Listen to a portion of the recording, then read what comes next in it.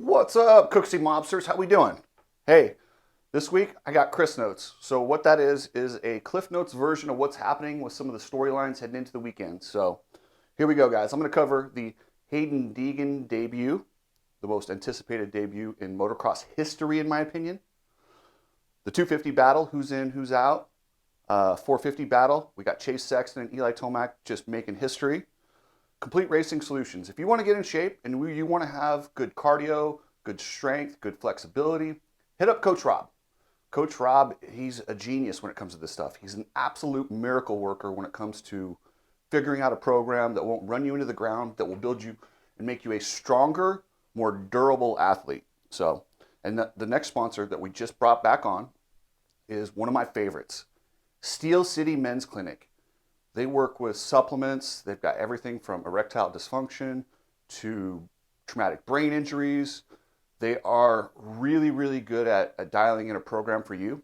When I had COVID and then I had long COVID, this is who I turned to, and they helped me recover. And they really brought me back to normal. And I'm so thankful, and I'm so happy to have them back on board. That's Steel City Men's Clinic. And they help a lot of racers. So, and I'm going to bring on Ben Nelko, who actually works directly with them.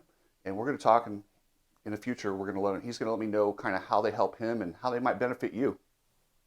Of course, if you want a badass garage, epicgaragedesigns.com. That's epicgaragedesigns.com. Travis and Jessica over there have everything you need. If you want to just want to be the envy of the neighborhood, go for it. So, and thanks again, guys. I appreciate everybody on this channel. You guys absolutely kick ass. The numbers are going through the roof. We are gaining on all these big guys that claim to be the media, but then they cover shit up. So I just want to thank every one of you guys who subscribes. I've still got about 85 to 90% of my viewers that don't subscribe. I would imagine that's a lot of the people who just don't want to admit that they watch the channel, but the numbers still grow. They still get the views. So anyway, guys, thank you for those of you who have subscribed. Thank you so much. I really appreciate it. If you haven't, I'd appreciate it, but I'm not going to beg you to. So anyway, guys, let's get into this thing. I'm in the empire business. Everybody love everybody! You all know exactly who I am. All right, guys, we have the biggest debut since Mike Alessi came out of the amateurs. Hayden Deegan. You can say what you want, but this is the biggest debut in the history of the sport. He is coming with more fans than probably watch the entire series right now. He is more well-known than most top pros right now. And he's just entering the pro ranks. But don't let that fool you. This kid can flat out haul ass. No matter how you feel about the family, the attitude, the claim, don't get it wrong. This kid is talented. He is so good. Like, he's so good that I'm actually predicting him to run top 5 at Ironman. And with a little luck, if any of those top guys, you know, the Hampshire, Schmoda, Lawrence brothers, have any sort of an issue, he could get on the podium. Like, if he got on the podium, it would be surprising, but it wouldn't be shocking. This kid is good. He is the future. I don't know how it's going to hold up. Like I said, the question with him is he's already set for life. He comes from a rich family with rich, you know, he's already got enough publicity, the channel, he could do stuff that he does not need motocross. My question is, how long will he have that fire to go out there and battle and risk it? And, you know, when will that turn? I don't know, but I'm going to enjoy it while it lasts. And I'm so excited that Hayden Deegan is making his debut. It's a little earlier than I thought he was going to, but he's so good. It's like you can't hold him back. I mean, he rides with all these guys at the Star facility. Clearly, he's putting in lap times the same or better than them from what I hear. Yeah, he's good, and watch for him this weekend. It's going to be fun. This whole Hayden Deegan era, however long it lasts, I'm excited about it because they bring something to the sport that just, it's lacking right now in entertainment value and controversy. Well, Barsha does his best to bring out the controversy, but storylines. I'm tired of vanilla riders. I'm tired of vanilla programs and people trying to be so cookie cutter and this and that. Nah, let's bring some flavor. And that's what Hayden Deegan and the Deegans bring. They bring flavor. And despite how they feel about me, I'm a huge fan of them and their entire program. Do I agree with everything they do? Absolutely not. But I am excited. So watch for that this weekend. It's a historic debut. Levi Kitchen, a guy who is he's during his rookie season, who's already got a moto win, 2 podiums, but he broke his arm practicing. He will be back this weekend. Matt LeBlanc, who broke his collarbone, another star rider, he broke his collarbone at Southwick. He is returning. Gillian Ferris, I think is how you say his name, the guy that debuted last weekend, who got 6th in the first moto, he is returning. Well, I don't know how you send a guy home after he just got 6th for you. But we got 6 riders under the star tent, which that'll be interesting. Gavin Towers, he's making his debut. He's also on a Yamaha. He's not under the star banner, but he's with, that team, the Cycle Trader, kind of the one below it. The thing I worry about Gavin Towers is he's been run to the ground at the goat farm. They have a tendency to say, if you're tired, work harder. That's not always true. If you're working hard and you're fatigued and you don't give your body time to rest, you will run yourself into the ground. Coach Rob, when he does his programs, he checks numbers. So if he sees that heart rate spiking on a day when you should be low, he'll give you a rest day. There's a science to it. It's not just work harder, you win. It worked for Ricky, and for some reason everybody seems to think it will work for everyone else, but there's so many different factors in the body. What supplements you're taking, what your natural recovery rate is. There's different things that you have to monitor for every single athlete, and that doesn't mean a guy that recovers a little bit slower won't be as good or can't build as much. It's just different. But I feel bad for Gavin Towers. I don't know how he's going to do. I mean, he was burned out at the ranch. That was just a few weeks ago. I don't know how much rest he could have got between then, but we'll see. And this race is one that has a combine. The combine is happening today. Chance Hymas is probably going to dominate that since all his competitors have gone pro. I would have liked to see him and Hayden Deegan, see how that panned out, but I think Hayden would probably handle him pretty well.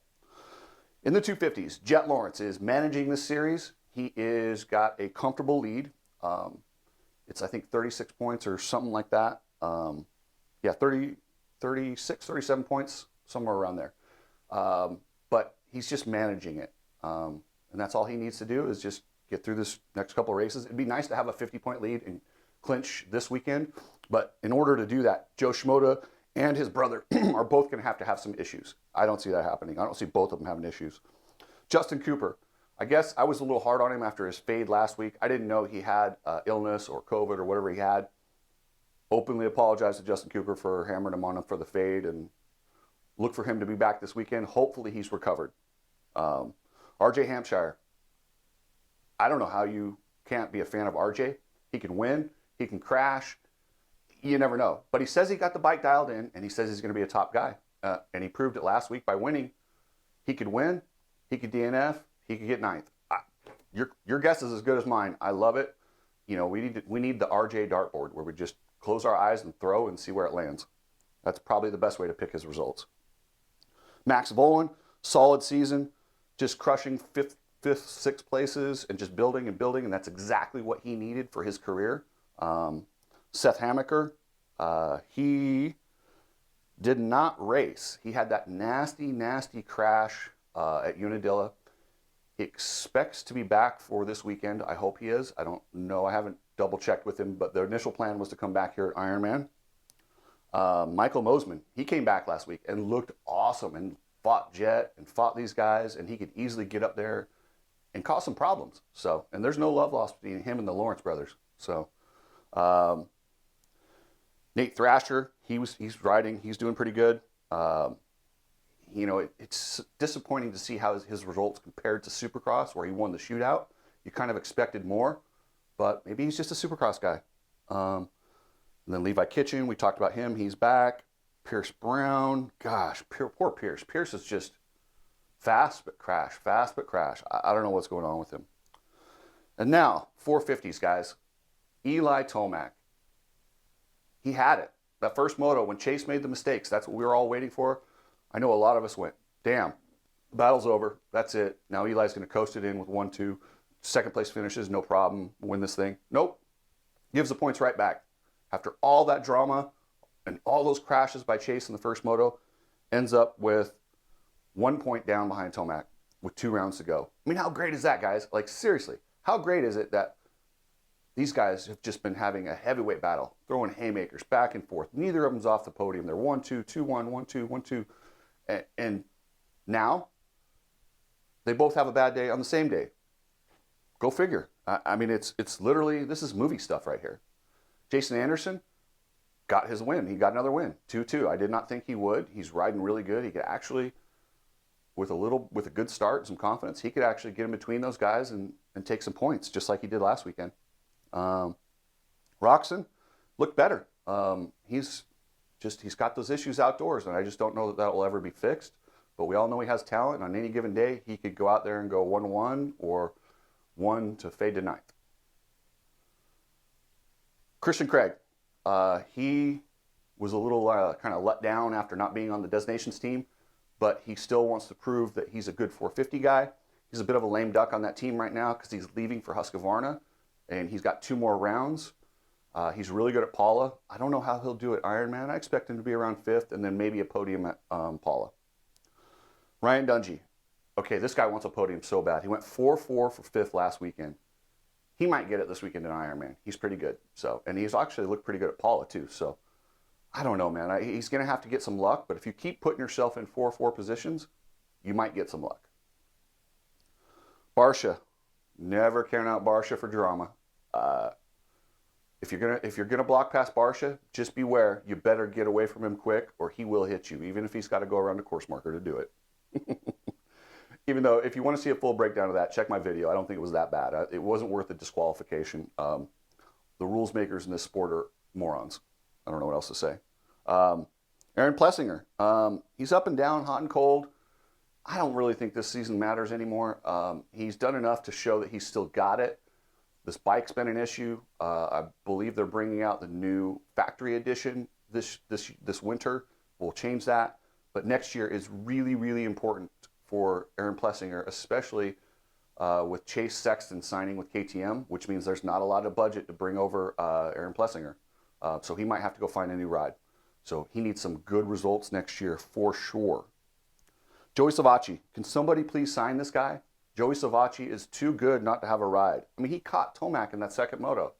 Joey Savacci could be up there right around the top 5, and that's where I expect him battling with Roxon, Anderson. That's the level he's at right now. So Shane McElrath, I expected more out of him. It's hard when you switch teams in the middle. First he came in as a fill-in rider for Husky. Now he's a fill-in rider for Club MX. Who knows? He's a nice guy in the sport, and I hope he does good. Garrett Marchbanks seems to be kind of sputtering. I would almost rather see him sit out, get healthy for Supercross. I know he suffers from asthma. He suffers from, I think it's Addison's disease, where the adrenaline runs out, kind of like a Epstein-Barr type virus. You got to be careful with that stuff, especially at the end of the year. Run down in the heat in these long motos. And then Alex Martin. He's got 2 more races in his career, so enjoy Troll Train while you can. All right, guys. Thank you for watching, and we will catch you later. Actually, don't forget, live show Saturday, about 10 to 20 minutes after practice. Stops airing on Flow, if you can get Flow to work. I jump on there, we do a live show, and you guys, we chat back and forth. I do predictions. I let you know who I think is going to win today or that day, and it's a lot of fun. It's my favorite show of the week. So thanks, guys, and I will catch you later.